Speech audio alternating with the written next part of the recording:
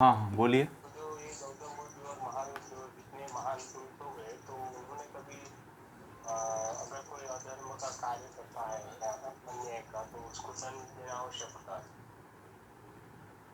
तो इन्होंने कभी किसी को दंड दिया नहीं, तो मतलब अहिंसा का मार्ग उन्होंने चुना, तो क्या ये अधर्म का कार्य हो गया?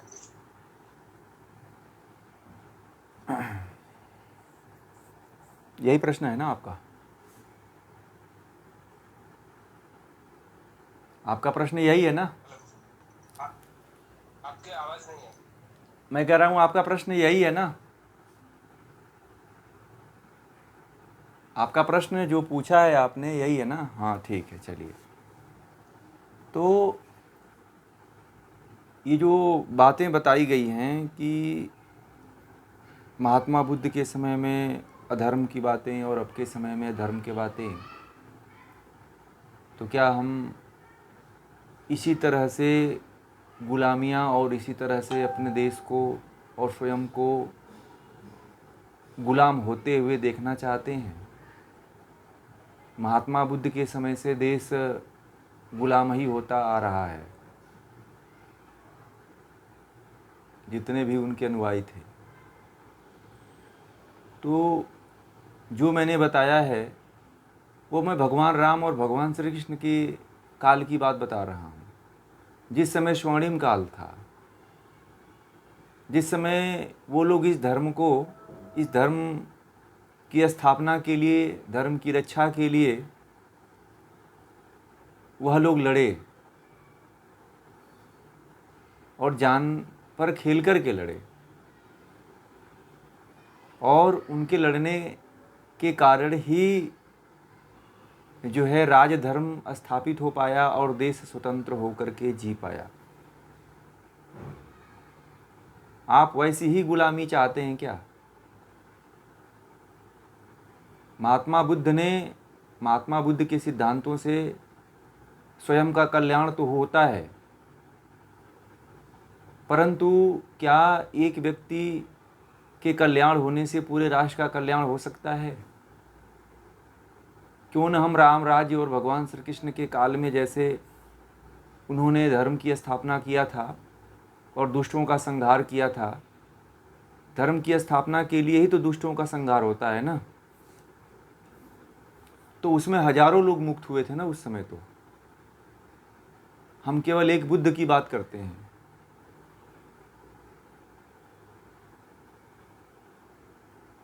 और जिस चीज़ को हम स्थापित करने की बात कहते हैं, वह धर्म कैसे स्थापित हो पाएगा, वह राष्ट्र कैसे मजबूत बनेगा? जिस राष्ट्र की कड़ियाँ जर्जर हो चुकी हों, जिस राष्ट्र का नींव जो है जर्जर हो चुका हो, उस राष्ट्र में की नींव में पुनः महात्मा बुद्ध और महावीर की बातें, सत्य अहिंसा की ला करके खड़ा कर दी गई, तो केवल हम क्षमा ही करते रह जाएंगे और दूसरा हमारे ऊपर राज करके चला जाएगा। जब हम राज्य में ही नहीं होंगे, तो जो राष्ट्र स्वतंत्र नहीं होता है वह अध्यात्म का क्या विकास करेगा? महात्मा बुद्ध की बात बताइए, कितने बुद्ध हुए? महात्मा बुद्ध के बाद कितने बुद्ध पैदा हुए, जिन्होंने राष्ट्र को पुनः एक कड़ी में पिरोया हो? हम इस राष्ट्र की संकल्पना नहीं चाहते हैं जिसे देश सदियों से गुलाम रहा और अब तक है। उसका खामियाजा हमें अब तक भुगतना पड़ रहा है, और इतना भुगतना पड़ रहा है कि मैकाले जैसी शिक्षा का हमको सामना करना पड़ता है। जो शिक्षा हमारे जीवन को आधार नहीं दे पाती है, जो शिक्षा हमारे जीवन का निर्माण नहीं कर पाती है, उस शिक्षा को हम एक जंजीर की बेड़ियों की तरह ढो रहे हैं। ढो रहे हैं कि नहीं ढो रहे हैं बताइए? और सबके गले में वो गुलामी की बेड़ियां लगी हुई हैं कि नहीं लगी हुई हैं? हम भी कहीं ना कहीं और आप भी कहीं ना कहीं उस शिक्षा की बेड़ियों से जकड़े हुए हैं। तो क्या आप ऐसे धर्म की स्थापना करना चाहते हैं? क्या आप इस तरह की धर्म की स्थापना करना चाहते हैं?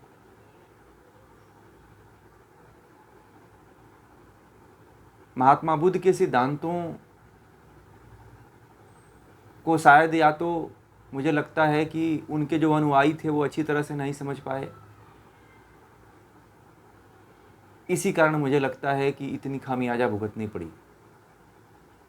महात्मा बुद्ध बहुत कम बोलते थे, बहुत कम में उनकी बातों को समझा जाता था, और जो भी वर्णन होता था जो उनके शिष्य हुआ करते थे वह उनकी पूरी बातों को स्पष्ट किया करते थे।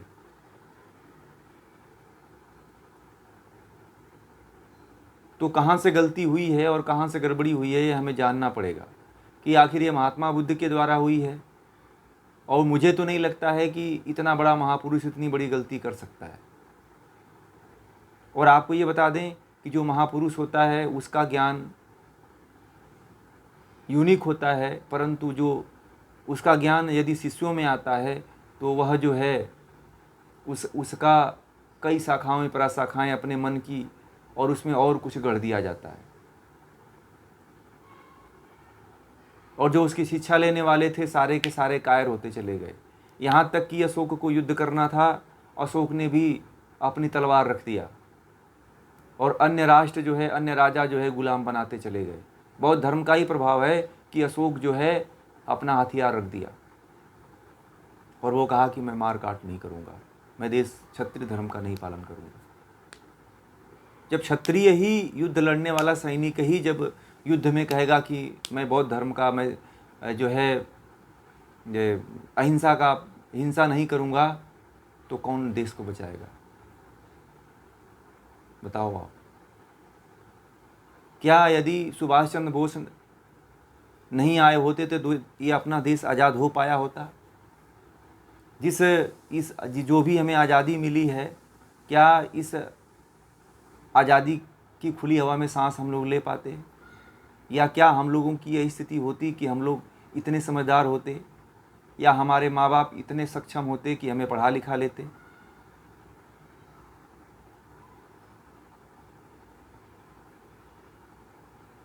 तो कहीं ना कहीं ये हमारी गुलामी की देन है, और गुलामी आज तक हमको झेलना पड़ रहा है। यदि उस समय भगवान राम ने जब युद्ध किया तो लाखों साल तक जो है लोग जो है गुलामी की जंजीरों से जो है मुक्त रहे। जो व्यक्ति क्षमा का पात्र बन जाता है, आज पृथ्वीराज चौहान यदि लड़ा होता तो मुसलमानों का आकर मोहम्मद गोरी हमारे देश पे शासन नहीं कर पाता, दिल्ली के सल्तनत पे गुलाम वंश का शासन नहीं होता।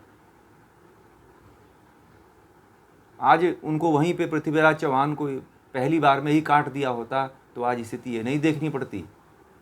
भारत गुलाम नहीं होता मुसलमानों का, मैं बता दूं आपको। सबसे बड़ी गलतियां हुई हैं, और इतनी बड़ी बड़ी गलतियां हुई हैं हमारे देश में कि जिसके बारे में कहा नहीं जा सकता है। ये कहीं न कहीं कमज़ोर शासकों के और कमज़ोर शिक्षाओं का प्रभाव रहा है। क्यों न चंद्रगुप्त ने क्यों नहीं रख दिया भाई हथियार? परंतु नहीं रखा क्योंकि उसके गुरु आचार्य चाणक्य थे। आचार्य चाणक्य ने कहा कि यदि शत्रु है, तुम्हारा पिता ही क्यों न हो, तो उसको तुम बलि दे दो, काट दो उसको, क्योंकि राष्ट्र की रक्षा करना है। वह यदि तुम्हारा पिता भोगी है, राष्ट्र का रक्षा नहीं करता है, तो उसे मार दो।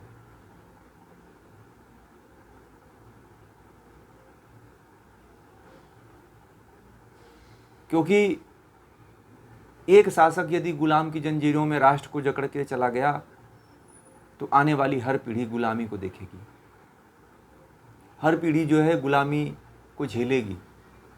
उसे नहीं पता है कि हमें किसके द्वारा यह झेलना पड़ रहा है, वह अंधेरे में है,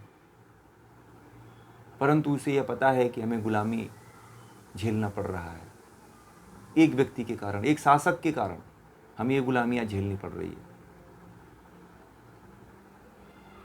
यदि उस शासक को इस तरह का ज्ञान पढ़ाया गया होता तो जहाँ पे आप वहाँ पे क्षमा कर रहे हो, जहाँ पे करोड़ों अरबों की संख्या आपके पीछे है, वहाँ पे क्षमा करने का प्रायश्चित होता है आपको। एक दुश्मन व्यक्ति को आप क्षमा कर रहे हो करोड़ों जनता की बलि दे करके। ये धर्म है आपका? बताइए। और ये जनता को आप क्या मुंह दिखाओगे कि हमारा राजा, जनता तो आप पे पूरा विश्वास की हुई है ना कि मेरा राजा कभी हारेगा नहीं, जीत करके आएगा और हम लोग जैसा जी रहे हैं वैसा ही जीवन जिएंगे।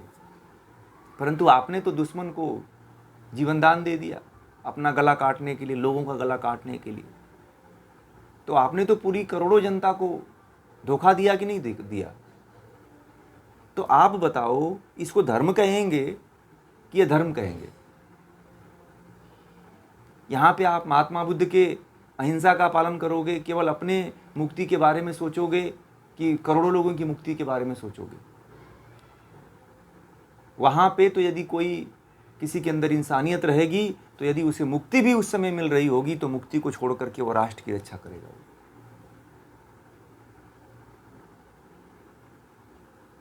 क्योंकि राष्ट्र सर्वोपरि होता है। यदि राष्ट्र है तो मुक्ति हजारों बार हमें मिल जाएगी, कभी भी मुक्ति मिल जाएगी। राष्ट्र की रक्षा करते हुए ही हमें मुक्ति मिल जाएगी। भगवान श्री कृष्ण गीता में कहते हैं अर्जुन को कि तुम युद्ध करने से मत डरो अर्जुन, लड़ो तुम। यदि तुम युद्ध में हार भी जाओगे ना तो तुम स्वर्ग को प्राप्त होगे, तुम मुझे प्राप्त होगे, ईश्वर को प्राप्त हो जाओगे तुम। क्योंकि जो युद्ध में लड़ता है, जो अपने राष्ट्र के लिए लड़ करके मरता है, वह कभी, उसका जीवन जो है कभी व्यर्थ नहीं जाता है, वह मुक्ति को प्राप्त होता है। इसीलिए राष्ट्र के प्रति यदि आपका प्राण भी न्योछावर हो जाए, बंदा वीर बैरागी, महाराज सुहेलदेव, राजभर जो थे, ये लोग जो है मोहम्मद गजनवी का एक अनुयायी था, मोहम्मद सलार मसूद गाजी, उसको महाराज सुहेलदेव राजभर ने घेर कर बहुत दूर तक मारा था। बहराइच के जो शासक थे महाराज सुहेलदेव राजभर। ऐसे ऐसे देश में हमारे राजा हुए हैं कि उन्होंने अवध पे शासन कर लिया था, अवध से खदेड़ा था मुसलमानों को उन्होंने।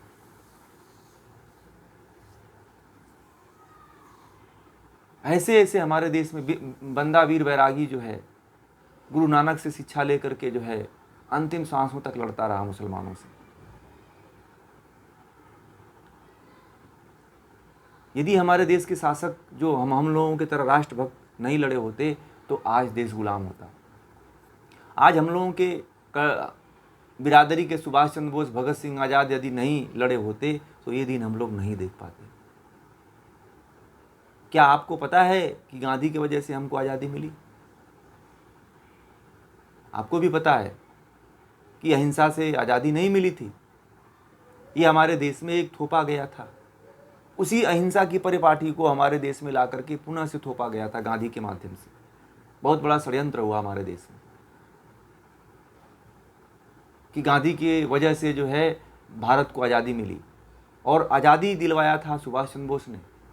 यदि वह सेना बना करके जो है मालदीव तक उनकी सेना आ गई थी और आक्रमण करने वाली थी, ये मुट्ठी भर थे, 200-300 थे अंग्रेज, इनको कभी वो कुचल देते अपने पैरों से। परंतु इससे पहले अंग्रेज चालाक थे, उन्होंने सोचा कि देख रहे हैं तो इधर सुभाष चंद्र बोस की सेना आ गई है, हमें कुचल देगी। उधर जो है हिटलर जो था इंग्लैंड को कुचल रहा था, इंग्लैंड पे आक्रमण कर रहा था। तो सोचे कि देख रहे हैं तो ये भी हाथ से निकल जाएगा, हम लोग यहाँ पे मारे जाएंगे और इंग्लैंड भी निकल जाएगा हाथ से। इसलिए अंग्रेज़ों ने चालाकी का काम किया। नेहरू और गांधी उस समय सबसे बड़े एजेंट थे। इनको जो है सत्ता हस्तांतरण करके वह अपने राज्य की तरफ चले गए। देश इस तरह से आज़ाद नहीं हुआ, देश को बलिदान देना पड़ा है, तब देश आज़ाद हुआ है। देश गांधी के वजह से और नेहरू के वजह से नहीं आज़ाद हुआ था। ये तो बहुत बड़ा षड्यंत्र हमारे देश में चलाया गया था। और गांधी केवल एक राम नाम, उनके जो क्या नाम है, उनकी धाय माँ थी, उनके द्वारा जो उनका पालन पोषण की थी, उनके द्वारा राम नाम का शब्द मिला था। नहीं तो गांधी जी तो जीवन पर्यंत जो है ईसाई शिक्षा से प्रभावित रहे हो। बाइबिल का उनके ऊपर बहुत ज़्यादा प्रभाव था, महात्मा गांधी के ऊपर। पता है आपको, वो भी भारतीय ग्रंथों का प्रभाव नहीं था उनके ऊपर, बाइबिल का उनके ऊपर बहुत ज़्यादा प्रभाव था। वह जो शिक्षा, एक कहते थे कि कोई एक गाल पे मारे तो दूसरे गाल उसके सामने कर दो। ये कहाँ से लिया गया है पता है आपको? ये बाइबिल की शिक्षाएं हैं, ये बाइबिल के ग्रंथ में है ये। और एक बैरिस्टर महिला थी, उसके संपर्क में बहुत ज़्यादा रहे थे। एक ईसाई महिला थी, उसके संपर्क में जो है महात्मा गांधी बहुत ज़्यादा रहे थे। आप उनकी जीवनी पढ़िएगा, मैं तो पढ़ा हूँ। और उसका उनके जीवन पे उसकी शिक्षा का बहुत बड़ा प्रभाव पड़ा था, महात्मा गांधी के।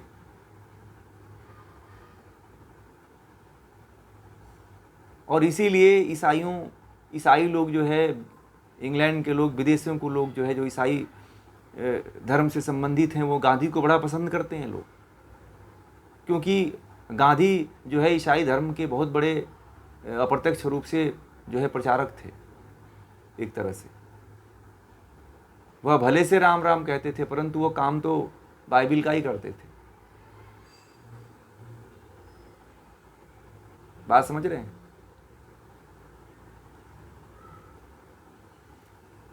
और उनके सामने कह दिया गया सत्य और अहिंसा खड़ग भाल पे जो है हमारा देश आज़ाद हुआ। उससे आज़ाद नहीं हुआ, ना ही इन्होंने देश को आज़ाद कोई करवाया। जितने क्रांतिकारी मरते थे उनके लिए कोई कार्य नहीं करते थे, मौन हो जाते थे उस समय। 7,35,000 से ज़्यादा क्रांतिकारी शहीद हुए हैं देश में। गांधी के नाम को सब जानते हैं, परंतु ये बताइए 7 लाख में से 7 क्रांतिकारियों के कोई नाम बता दे। 7 लाख तो छोड़ दीजिए, 7 लाख बहुत होते हैं ना क्रांतिकारी। यह अंग्रेजों के रिकॉर्ड में है, 7,35,000 से ज़्यादा क्रांतिकारी मारे गए थे, जो देश के लिए हमारे और आपकी तरह खून उबाल उनके अंदर लेता था।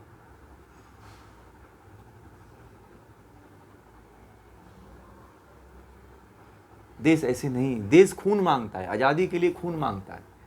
तो आप यदि बुद्ध को यहाँ पे लाके खड़ा कर देंगे तो देश कभी आज़ाद नहीं होगा, देश पुनः से गुलाम हो सकता है। और आपको बता दें कि जो अहिंसा की बात बुद्ध किया करते थे, वो आधी बात किया करते थे, पूरा बात नहीं किया करते थे। जब आप महाभारत ग्रंथ पढ़ेंगे, हाँ, अहिंसा परमो धर्म, ये बात होता है, अहिंसा परमो धर्म। ये महात्मा गांधी भी किया करते थे और बुद्ध भी किया करते थे, अहिंसा परमो धर्म। परंतु ये भी उसके आगे एक मंत्र है कि अहिंसा परमो धर्म, परंतु अहिंसा, यदि धर्म की रक्षा करनी पड़े तो हिंसा करनी चाहिए, यह भी धर्म है। महाभारत में यह भी लिखा हुआ है। ठीक है? आधा अधूरा ज्ञान लोगों ने लिया और उसका गलत उपयोग किया। यदि महाभारत में कहा गया है, ये मंत्र है कि यदि धर्म की रक्षा होती है तो वहाँ पे हथियार उठा लो, यह भी अहिंसा, इसको भी अहिंसा कहा जाता है। हमारे देश में गलत पढ़ाया गया लोगों को।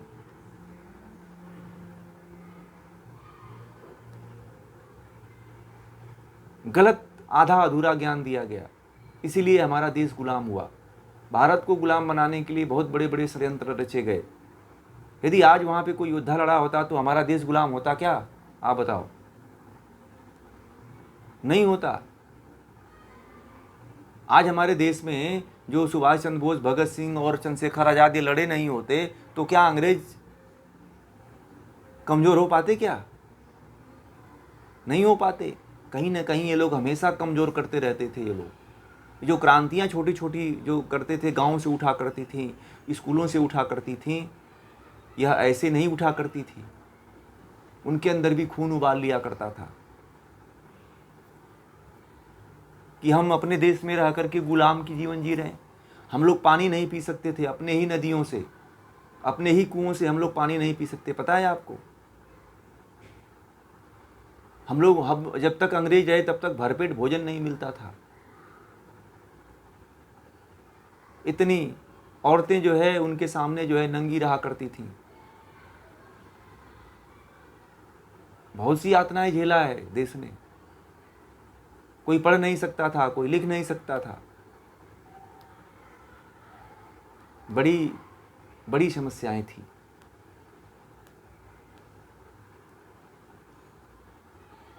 तो ऐसा हमें नहीं चाहिए।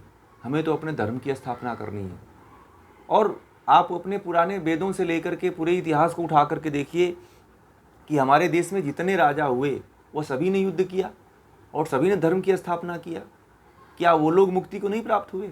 राजा जनक जो है कहते हैं कि जीते जी वो मुक्त हो गए थे, और उनके जितना उनके पास ज्ञान था उतना किसी के पास ज्ञान नहीं था। और राजा जनक तो कितने युद्ध लड़े, कितने लोगों को मारा, फिर भी वो मुक्ति को प्राप्त हो गए। तो हम महात्मा बुद्ध को ही क्यों लेते हैं उदाहरण? क्या केवल महात्मा बुद्ध ही हमारे देश में मुक्त हुए हैं? आप बताइए। महात्मा बुद्ध से ज्यादा मुक्त हुए हैं लोग। राजा जनक जो है, राम के जो ससुर से, वह तो कहते थे कि जीवन रहते हुए ही मुक्त हो गए थे। जिस समय सीता की शादी किए थे वो उस समय मुक्त थे, वो ईश्वर को प्राप्त कर चुके थे। और उनके बहुत से शिष्य थे, याज्ञवल्क्य के जैसे शिष्य थे, अरे वो सुखदेव जी जैसे उनके पास शिष्य थे, बहुत बड़े बड़े शिष्य थे उनके पास। अष्टावक्र जैसे ऋषि थे।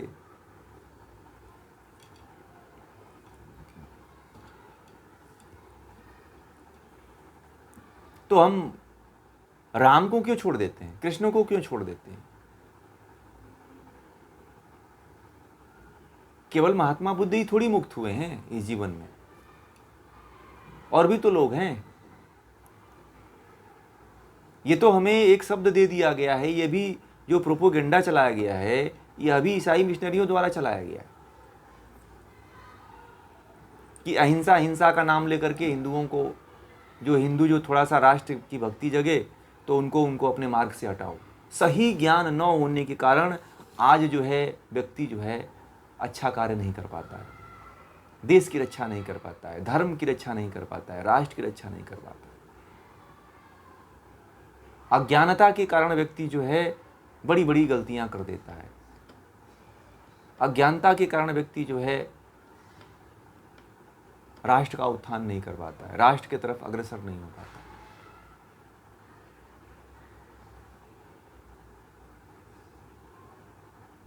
यदि हमें पुनः से धर्म की स्थापना करनी है, आपने देखा होगा, सुना होगा, एक फिल्म आई थी बाजीराव मस्तानी। तो बाजीराव मस्तानी में जो है यही दिखाया है कि जो है उन्होंने उसको क्षमा कर दिया था। और ये जो आपकी फिल्म आई थी एक, वो जो वहाँ से, वो क्या नाम है, वो एक और आई थी ना, वो राजस्थान वाला, राजस्थान से एक मूवी आई थी जिस पे बड़ा आंदोलन हुआ था, जिसको संजय लीला भंसाली ने बनाया था। आई थी ना वो, जो उनके ऊपर बनी थी। तो वहाँ का जो राजा था, राजपूत था, यदि वह जो है उसको, मुसलमान को नहीं क्षमा किया होता तो थोड़ी जो है वो गुलाम उनके राज्य पे, वो जो है राणा सांगा के ऊपर जो है उनके राज्य पे आक्रमण किया होता।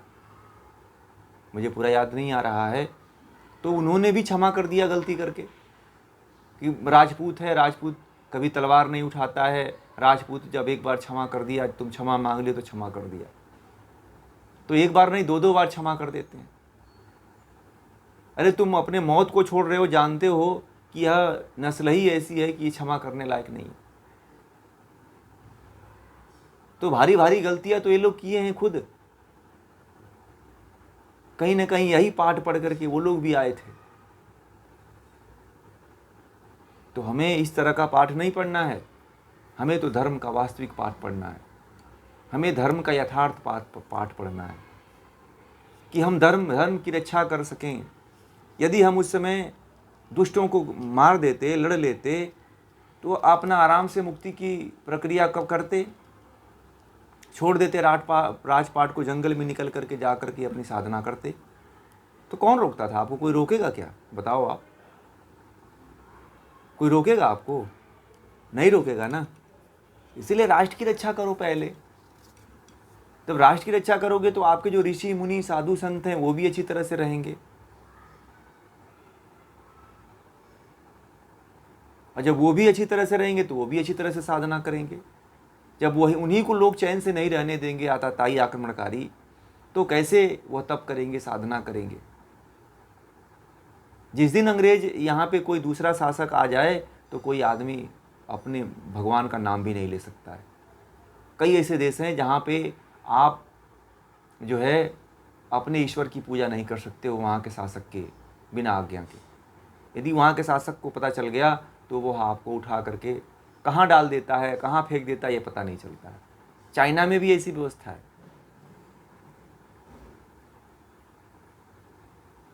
तो जहाँ पे इतनी स्वतंत्रता न हो वहाँ पे क्या आप धर्म करोगे? जहाँ पे गुलामी मानसिकता को जिया जा रहा हो वहाँ पे आप धर्म का कार्य कर पाओगे? नहीं कर पाओगे। इसीलिए पहले राष्ट्र सर्वोपरि कहा गया है कि राष्ट्र सर्वोपरि रहेगा तो ही आप धर्म भी कर पाओगे, तो ही आप योग भी कर पाओगे, तो ही आप आध्यात्म को और मोक्ष को भी प्राप्त कर पाओगे।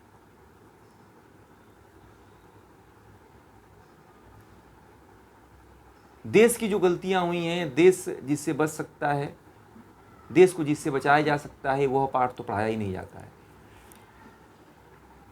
पहले हमारे अंदर ये भाव होना चाहिए, अपने आप को, अपने राष्ट्र को बचाने का एक दृढ़ संकल्प होना चाहिए, तो ही आप विश्व से लड़ सकते हो। ऐसे नहीं लड़ पाओगे आप। अगर वही फैलाई हुई बातों वाली विचार आपके अंदर रही कि महात्मा बुद्ध तो अहिंसावादी थे, यह भी बात हमारी नहीं है। जो आप बोल रहे हो ना, यह शब्द आपके है ही नहीं है, यह भी आयातित शब्द है। हमारे देश में पता है आपको, हमारे देश में कुछ वामपंथियों के द्वारा जो है ऐसे शब्द कुछ हमारे देश में प्रचारित किए गए हैं जिसको पूरा भारत जो है करीब जो है 50 साल से दोहरा रहा है। वह शब्द वहाँ पैदा किए जाते हैं, निकाले जाते हैं और भारत में उसका विस्तार किया जाता है। ठीक है। अब भारत में एक शब्द